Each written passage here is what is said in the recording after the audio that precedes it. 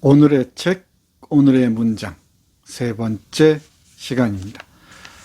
오늘은 영국의 작가 줄리언 반스의 소설 시대의 소음 골랐습니다. 장편 소설입니다.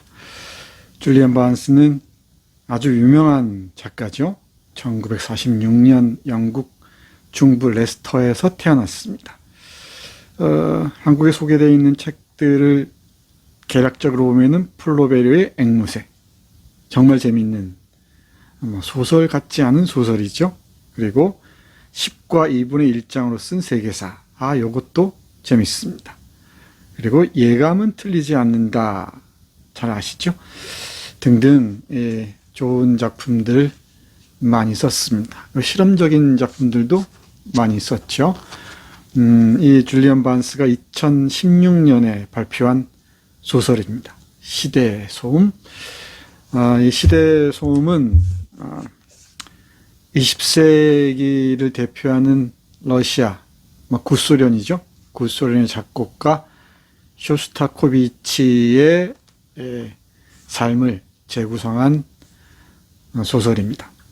스탈린 독재 체제와 제2차 세계대전, 그리고 후르쇼프, 옛날에 후르시초프를 했는데 요즘은 후르쇼프라고 하죠. 후르쇼프 체제 등 역사의 그 경랑 속에서 예술가로서의 양심과 개인의 양심 사이에서 고뇌하면서도 창작 활동에 매진했던 바로 그 드미트리 쇼스타코비치의 삶을 소설적으로 재현하고 있습니다. 쇼스타코비치는 시대의 요란한 소음, 특히 스탈린 체제 하에서 휘청거리면서 또 공포의 노예가 되어서 창작을 해야 했습니다. 그런 작곡가의 그 내면 풍경, 어떤 예술가의 내면 풍경은 어땠을까? 그 쇼스타코비치를 통해서 예술이란 무엇인가? 공포스러운 상황에서 예술가는 어떤 방향으로 나아갈 것인가 등등의 깊은 고민을 보여줍니다. 이 책을 고른 이유는 며칠 전이죠. 안상수라는 그 사람이 이런 얘기를 했어요. 좌파 문학에 속한 사람들 색출해야 한다. 이 사람은 이 김건희 씨를 문화예술계의 거장으로 추올리면서 극찬을 아끼지 않았던 인물이기도 하죠. 이쪽 정당 사람들이 이 좌파 문화예술계에 속한 사람들을 적출해야 한다, 또 색출해야 한다 라고 얘기했다면 어제 오늘 얘기가 아닙니다. 블랙리스트로 대표되듯이 이 예술가들을 자신의 손아귀에 놓고 조종하겠다는 발상, 대단히 위험하죠. 스탈린의 좌파 파시즘만큼이나 더 위험한 게 극우 파시즘입니다. 어느 쪽이 더 위험하다고 얘기할 수 없을 정도죠. 그런 목소리들이 우리 사회에서 들린다는 것, 심상치 않은 징후죠. 대단히 위험한 징후입니다. 그 소음이 커지면 커질수록 우리의 상상력, 그 예술가들의 목소리는 잦아들 수밖에 없죠. 남의 얘기가 아닌 것 같습니다. 해서 오늘 줄리안 반스의 소설 시대의 소음 골랐습니다. 오늘도 한 세 문장, 네 문장 함께 보도록 하겠습니다. 먼저 이 쇼스타코비치가 1936년 스탈린의 독재체제가 본격화하는 시점이죠. 이 무첸스크의 맥베스 부인이라는 오페라를 작곡하는데 그게 이 부르주아의 그 쓰레기 취향을 반영한 것이라 하면서 이른바 이 숙청 대상이 되죠. 그래서 이 체포의 위기에 몰립니다. 감지하는 거죠. 이 체포위기에 몰리니까 아내하고 이 자식들에게 이 사나운 모습을 보이지 않기 위해서 승강기 앞에서 체포의 순간을 기다립니다. 체포하러 오기를 기다리는 거죠. 이 비밀 요원들이 찾아올 것이라는 걸 예감하고 당당하게 잡혀가겠다고 생각을 하는 겁니다. 뭐 이 시기는 군국주의자란 이유로 또는 테러리스트란 이유로 또는 간첩 행위를 했다는 이유로 또는 이 부르주아 입맛에 맞는 예술 행위를 했다는 이유로 총살을 당하거나 이 유배를 당하거나 하는 일들이 비일비재했죠. 36년, 37년, 38년 스탈린의 그 공포정치 아마 기억하실 겁니다. 시베리아에 있던 조선인들, 고려인들이죠. 고려인들의 그 죽음의 대행진도 바로 이 시점이지 않습니까? 조명희 작가 조명희 벼감 조명입니다. 이 조명희가 총살당한 것도 이 시점이죠. 이렇게 한국의 역사와도 맞물려 있습니다. 이 부분 보겠습니다. 승강기 옆에서 체포되기를 기다리는 모습입니다. 그래서 그는 승강기 옆에서 다시 밤을 새우기 시작했다. 그만 그런 것이 아니었다. 도시 전역에서 사랑하는 사람들에게 체포되는 모습만은 보여주지 않으려고 똑같이 하고 있는 사람들이 있었다. 밤마다 그는 같은 일을 되풀이했다. 화장실을 다녀와서 잠든 딸에게 키스하고 잠 못 이루는 아내에게 키스했다. 아내의 손에서 작은 가방을 받아 들고 대문을 닫는다. 마치 야간 근무를 하러 가는 사람 같았다. 어떤 면에서는 정말로 그랬다.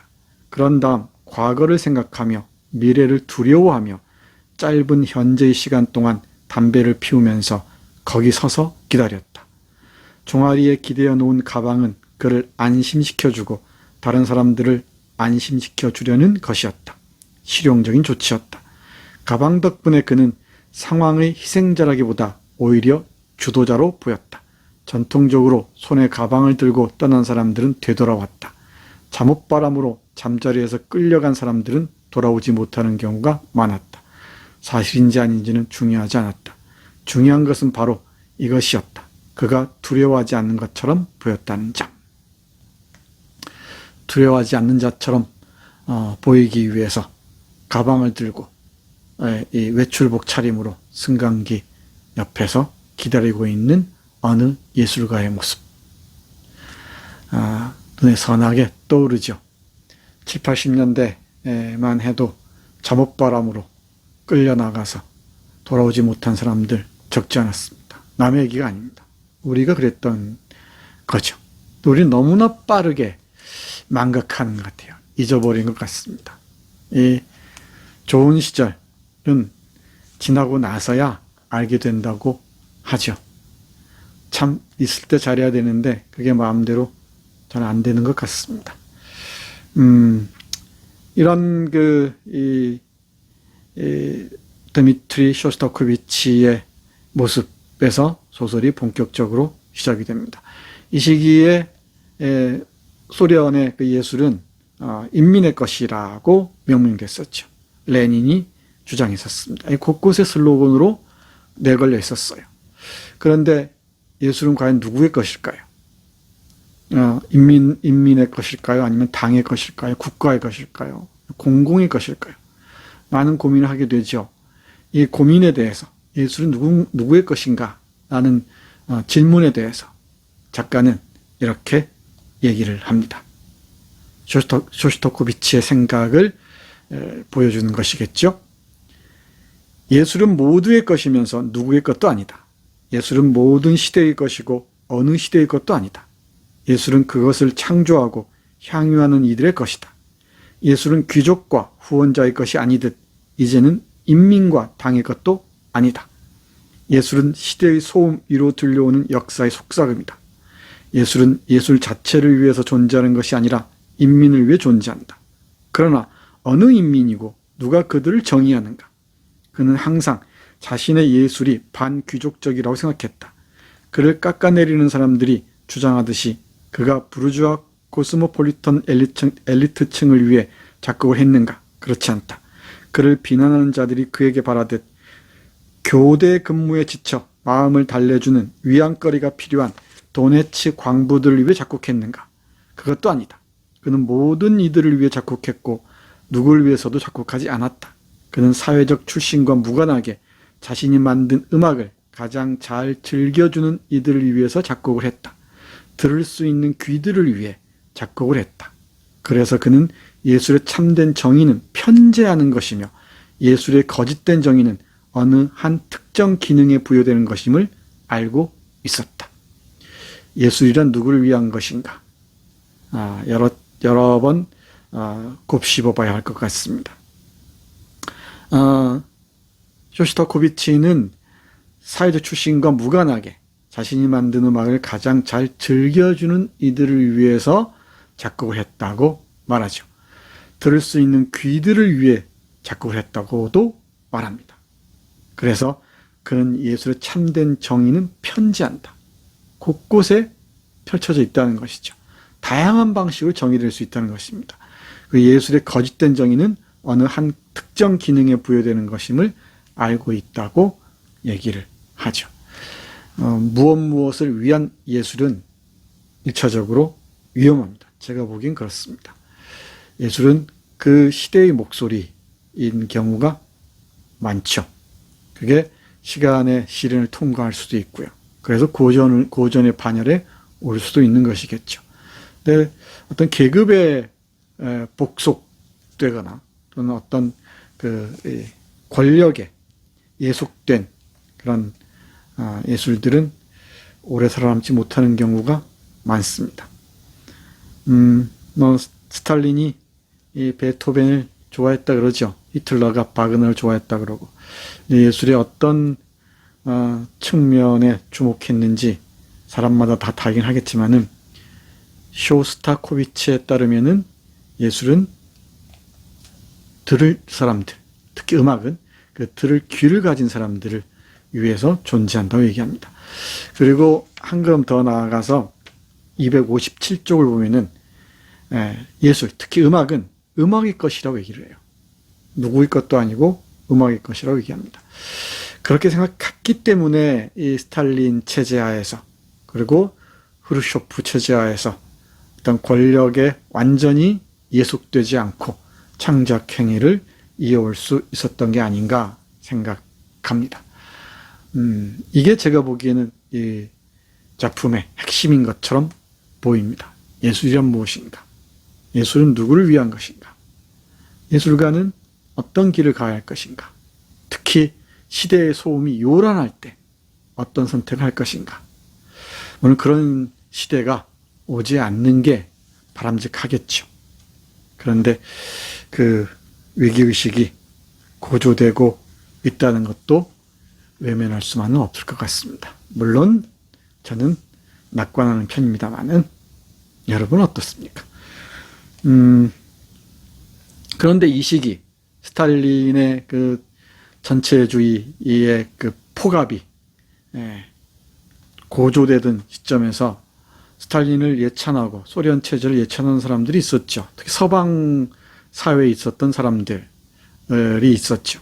피카소도 그렇고 장폴 사르트르도 그렇고 또 말로 앙드레 말로라는 사람도 그렇고 이들에 대해서 이 줄리안 반스는 대단히 신랄하게 비판합니다. 물론 쇼스타코비치의 목소리를 빌어서 그렇다는 얘기입니다. 예를 들어 이 피카소에 대해서 말하는 부분 보시겠습니다. 그는 시각 예술에 대해 거의 아는 것이 없었고 추상파 화가를 놓고 그 시인과 논쟁을 벌일 수 없었다. 그러나 그는 피카소를 쓰레기의 겁쟁이로 알고 있었다. 공산주의 밑에서 살지 않으면서 공산주의자가 되기란 얼마나 쉬운가. 피카소는 거지 같은 그림을 그리고 소비에트 권력에 환호하며 평생을 보냈다. 그러나 신은 소비에트 권력 밑에서 고통받는 불쌍한 화가는 그 누구도 피카소처럼 그림을 그릴 수 없게 하셨다. 피카소는 자유로이 진실을 말할 수 있었다. 그러니 진실을 말할 수 없는 사람들을 대신하여 말해주면 안 되는가? 하지만 그는 그러는 대신 파리와 남프랑스의 부유한 사람처럼 앉아서 역겨운 평화의 비둘기를 그리고 또 그렸다. 그는 그 망할 비둘기의 모습에 혐오감을 느꼈다. 그리고 육체적 노예제를 혐오하는 것 못지않게 생각의 노예제도 혐오했다. 서방 세계에서 자유롭게 진실을 얘기할 수 있다면은 소련의 그 억압적인 체제, 전체주의 체제에 대해서도 얘기할 수 있어야 했다는 거죠. 그런데 피카소는 이 해변에 앉아서 폼나게 앉아서 평화의 비둘기를 그리면서 이 스탈린 체제에 대한 비판은 한마디도 내뱉지 않으면서 공산주의자 안녕 했다는 얘기죠. 그 자신이 그 억압적인 체제 안에 속하지 않은 상태에서 이 공산주의자가 되기란 얼마나 쉬운가라고 줄리안 반스는 쇼스타코비치의 입을 빌어서 비판하고 있습니다. 장폴 사르트르에 대한 비판도 마찬가지입니다. 이 돈을 받으러 오는 장폴 사르트르의 모습이 잘 그려져 있습니다. 자신의 책을 팔아서 소련에서 책을 팔아서 돈을 벌었다는 것이죠. 소련 체제를 서방에서 옹호했다는 겁니다.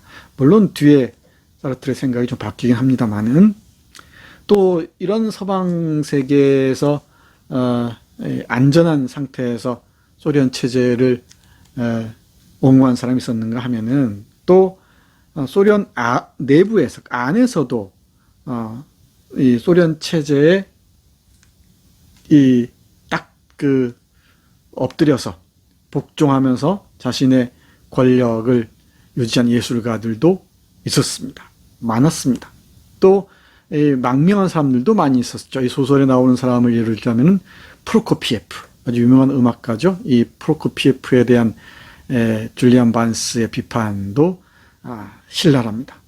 그리고 나보코프라는 소설가 아시죠? 미국으로 망명한 나보코프에 대한 비판도 만만치가 않습니다. 소련의 그 억압적인 체제, 특히 스탈린 체제 안에서 예술가들의 이 선택을 어떻게 바라보는지 흥미진진하게 읽을 수 있습니다. 이 스탈린 체제 하에서 또는 그 이후 이어지는 소련의 억압적인 체제 하에서 딱 그 예속적인 태도를 보인 대표적인 음악가가 있습니다. 흐레니코프라는 사람입니다. 티혼 흐레니코프인데 좀 낯설죠? 그야말로 어용 음악가였습니다. 자신의 음악을 이 공무원처럼 맡겼던 것이죠. 맡겨서 음악을 생산해내고 자신은 권력을 향유했던 사람입니다. 이 흐레니코프를 비판하는 문장 보겠습니다. 이제 스탈린은 없고 지다노프도 없고 독재도 사라졌다. 그러나 흐레니코프는 여전히 그 자리에 굳건히 버티고 앉아 옛 상관들에게 했듯이 새로운 상관들의 비위를 맞추고 있었다. 그렇다. 실수가 좀 있다 손치더라도 모두 잘 고쳐졌다. 흐레니코프는 물론 그들 모두보다 더 오래 살아남겠지만 언젠가는 그 역시 죽을 것이다. 자연의 법칙에서 예외가 아니라면 어쩌면 티온 흐레니코프는 권력자를 사랑하고 그 사랑을 보답받는 법을 아는 자의 영원하고 필수 불가결한 상징으로 영원히 살지도 모른다. 그리고 흐레니코프가 아니더라도 그의 분신과 후예들이 있을 것이다. 그들은 사회가 어떻게 변하건 언제까지나 살아남을 것이다. 이런 사람들 있죠. 권력에 아부하고 권력에 굴종하면서 자신의 부귀 영달을 지탱하는 사람들. 그런 사람들 판별해낼 수 있는 시야를 갖추는 것. 그것도 역시 우리의 몫이. 쇼스타코비치의 음악을 한국쯤 들어보지 않을 수가 없죠. 저는 교향곡 7번을 강력하게 추천합니다. 여러 연주자들의 연주로 들을 수 있습니다. 유튜브에서 말이죠. 저는 마린 알소프가 주의하는 곡을 추천합니다. 여성주의자인데요. 아주 파워풀합니다. 네, 오늘은 영국의 작가 줄리안 바른스의 장편소설 시대의 소음을 읽으면서 예술이란 무엇인가, 예술은 누구의 것인가 함께 생각했습니다. 고맙습니다.